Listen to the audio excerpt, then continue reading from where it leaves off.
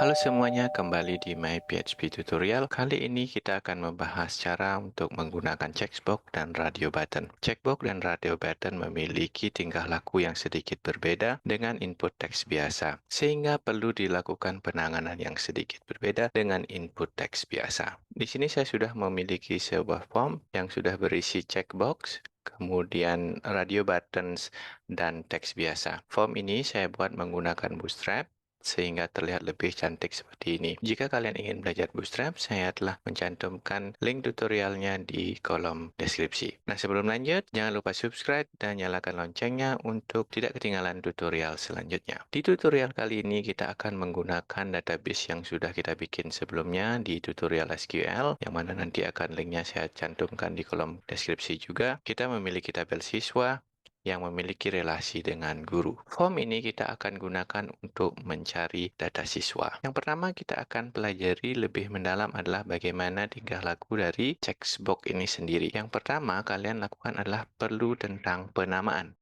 Secara umum, kalau checkbox dia berkelompok seperti ini, maka namanya akan menggunakan nama yang sama, tetapi menggunakan kurung siku seperti ini. Yang mana nantinya nilai dari checkbox ini akan dikirim dalam bentuk array. Coba kita lihat sekarang bagaimana bentuk data yang akan dikirim ke server. Kita gunakan fungsi printr. Nah, kenapa kita gunakan get di sini? Karena form ini menggunakan metode get. Kalau kita klik di sini tiga-tiganya, maka akan terkirim dalam bentuk array dengan indeks 0 sampai 2 seperti ini sebanyak 3. Kalau saya klik 2, maka yang terkirim hanya 2. Nah, seperti kalian lihat, ini value-nya adalah on semua, yang menandakan dia dicentang. Untuk mengirim nilai yang berbeda, kita perlu menambahkan di sini value. Ini value kita kasih 10. Berbeda dengan input text, dia value-nya tidak perlu didefinisikan. Sekarang kalau kita refresh halaman ini, kemudian kita pilih ini, maka yang dikirim adalah 10, 11. Kalau tiga-tiganya, maka yang dikirim adalah 10, 11, 12. Behavior yang kedua adalah kalau tidak ada checkbox yang dicentang, maka dia tidak akan terkirim ke server. Berbeda dengan input text ini, walaupun dia tidak diisi, maka dia akan selalu kirim ke server. Kalau checkbox dia diklik baru akan terkirim. Sekarang bagaimana caranya supaya pada saat kita centang ini, kemudian kita kirim cari, maka dia tetap tercentang. Kita menggunakan yang namanya atribut checks. Kalau kita kasih di sini cek seperti ini, kemudian kita refresh halaman ini, maka dia akan tercentang. Untuk memastikan apa yang tadi terpilih tercentang, maka kita gunakan kode PHP di sini. Kita cek kalau ada kelas yang dikirim, kemudian cek apakah nilai dari checkbox itu ada di dalam array kelas. Kalau ada, print cek tadi, kemudian kalau tidak ada, print string kosong. Ini kita copy ke checkbox selanjutnya. Nah, kalau kita lihat sekarang di sini dan kita refresh halaman ini, maka yang tadi kita centang, 10 dan 11 akan kembali tercentang. Radio button memiliki tingkah laku yang mirip dengan checkbox.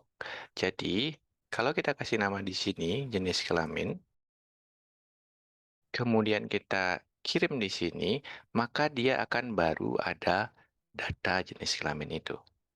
Nah, penamaan dari checkbox, kalau kalian pengen dia dicentang, bisa dicentang seperti ini. Dicentang dua-duanya seperti ini, maka dia harus dibedakan namanya. Tapi kalau pengen centang salah satu, kalian namanya harus sama seperti ini. Nah, kalau kita refresh di sini, mencentang ini, maka centang ini pada saat centang perempuan, dia di laki-laki akan dihilangkan centangnya. Sama seperti tadi, nilainya akan menjadi on seperti ini. Maka perlu ditambahkan value juga. Kita kasih value di sini. Ini L, kemudian ini juga P. Nah, sekarang kalau kita refresh, kemudian kirim ini, maka dia akan menjadi L, perempuan dia menjadi P. Nah, bagaimana caranya untuk mencentang yang mana tadi dipilih? Nah, sama seperti tadi, ini kita bisa copy, kemudian masukkan di bagian sini, tetapi tidak menggunakan in array, menggunakan persamaan biasa, sama dengan nilai yang ada di sini. Kemudian atributnya sama check seperti di checkbox. Kemudian kita copy ini ke radio selanjutnya, ganti value-nya menjadi P.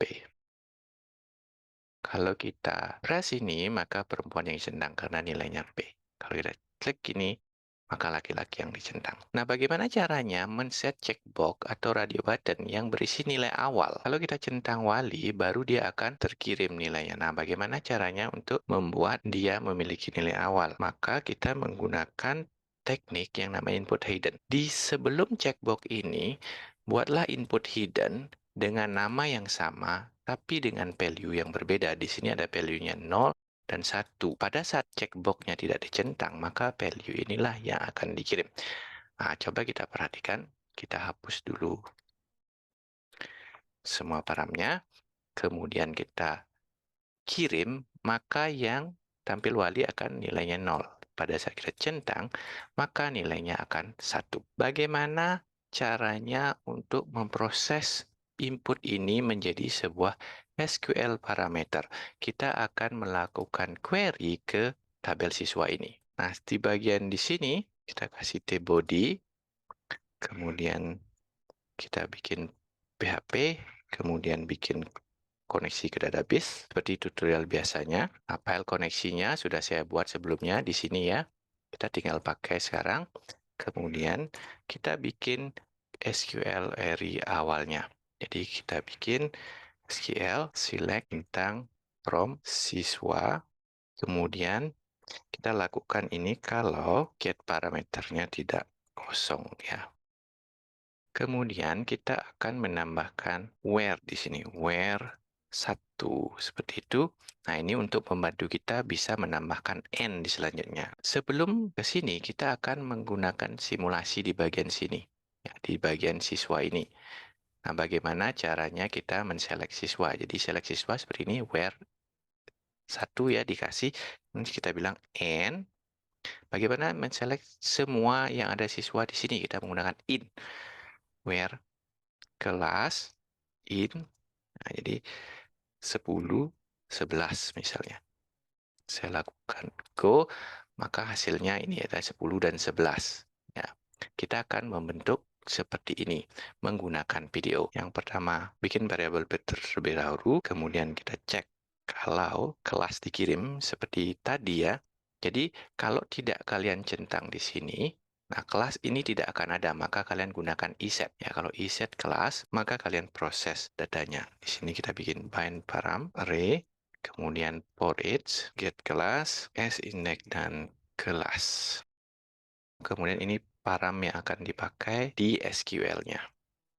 Index, kemudian filternya gunakan yang sama juga. Filternya ini, dan value-nya adalah kelas. Kemudian kalian bentuk SQL-nya, kasih n s dot kelas. Nah, s-nya dari sini ya, in-nya pakai yang tadi. Kita include. Include artinya concat array menjadi sebuah string ya dengan delimiter. Delimiternya di sini koma. SQL-nya kita ece. Kemudian kalau kita centang ini ya, kemudian kita cari, maka SQL-nya seperti ini. Select bintang from S, N, S kelas in 1, 2. Sekarang kalau kita tampilkan juga filternya, maka filternya juga 01, kelas 1, kelas 2. Kita prepare query-nya, kemudian kita execute, masukkan filternya. Baru kita tampilkan datanya. Siswa sama dengan query fetch. Kita echo tr, kemudian ditutup tr-nya, kemudian echo td yang pertama untuk nis-nya. Pakai HTML entities biar lebih aman. Siswa nis, nah kita copy ini dulu. Yang di sini tampilkan nama.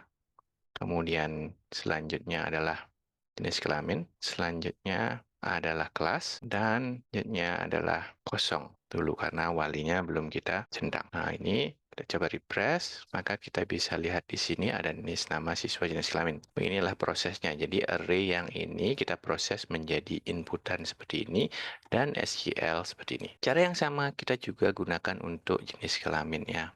Jadi caranya itu di bagian sini ini lebih sederhana, if, iset lagi, get, jenis kelamin, kemudian kita SQL, and s dot jenis kelamin, sama dengan kasih name parameter, filternya kita tambahkan juga jenis kelamin ya. Ini jenis kelamin dimasukkan ke sini, kemudian ambil data dari get-nya. Nah, kalau kita eksekusi sekarang laki-laki, kemudian kita cari, maka SQL-nya menjadi seperti ini, select bintang, and in jenis kelamin. Di sini semuanya laki-laki. Nah, kalau kita hilangkan di sini, maka yang ditampilkan semua kelas yang laki-laki. Kalau kelas 12 saja, maka semua kelas 12 yang ditampilkan. Kalau perempuan saja, maka semua kelas 12 yang perempuan saja ditampilkan. Sekarang, yang terakhir ini adalah tampil wali, maka dia tampil wali nilainya awalnya 0. Kita tidak perlu iset di sini karena dia sudah selalu dikirim. Untuk mencari wali, kita bisa menggunakan inner join dan juga bisa menggunakan subquery. Nah, dalam contoh ini kita akan menggunakan subquery. Nah, bagi yang pengen belajar subquery, ada tutorial SQL query juga yang nanti saya cantumkan di kolom komentar. Kita masukkan subquery-nya di dalam select-nya. Jadi kita if get-nya tadi adalah ini, tampil wali, sama dengan 1, maka SQL-nya kita tambahkan di dalam select-nya, kita tambahkan koma, kemudian dalam kurung, select nama, from, guru, where, ID sama dengan s.id wali. Nah, untuk lebih jelas, relasinya adalah ID wali ini berelasi dengan ID guru di tabel guru. Makanya, di sini kita pakai s.adiwali. S ini adalah siswa di sini. Kita tambahkan di sini S wali. Dan di bagian bawah di sini kita kasih if, ya, get, balik lagi.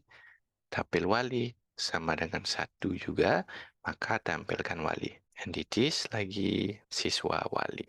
Dan juga pastikan bahwa siswanya memiliki wali ya. Kalau kita lihat, klik tampil kemudian cari.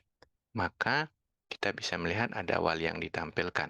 Seperti kalian lihat di sini, laki-laki dan perempuan ini sekali dipilih, dia tidak bisa hilang. Salah satu caranya adalah menggunakan radio button ketiga yang nanti nilainya kedua ini. Kita tambahkan di sini. Yang ketiga, kita tambahkan ini semua dan value-nya kosong. Dan ini value-nya kosong juga. Di bagian pembentukan query-nya, di bagian bawah, kita menambahkan sedikit kondisi di sini. Dan tidak kosong ya. Kita sekarang coba refresh ini, nanti ada semua.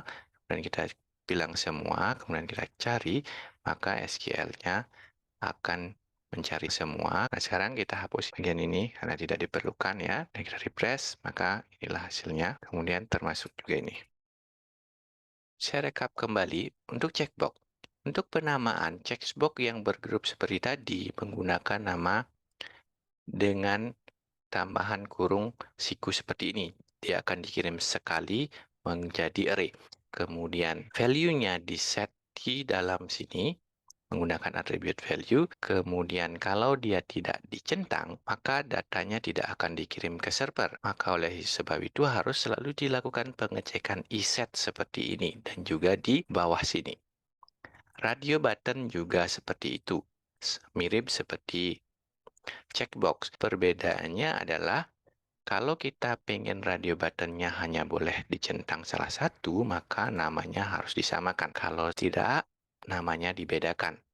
Kemudian sekali dicentang, radio button itu tidak bisa dihilangkan centangnya seperti checkbox. Maka perlu diakali menggunakan satu lagi checkbox yang berisi semua seperti ini dan value-nya kosong. Kemudian untuk menambahkan nilai awal, kita bisa menggunakan input hidden, ditaruh sebelum checkbox-nya, harus sebelum checkbox-nya. Kemudian taruh nilai awalnya di sini dan checkbox-nya di sini, nilai yang kalau sudah dicentang. Sekian tutorial menggunakan checkbox dan radio button ini. Jika ada pertanyaan, jangan ragu bertanya di kolom komentar. Terima kasih sudah menonton sampai akhir. Sampai jumpa di tutorial selanjutnya.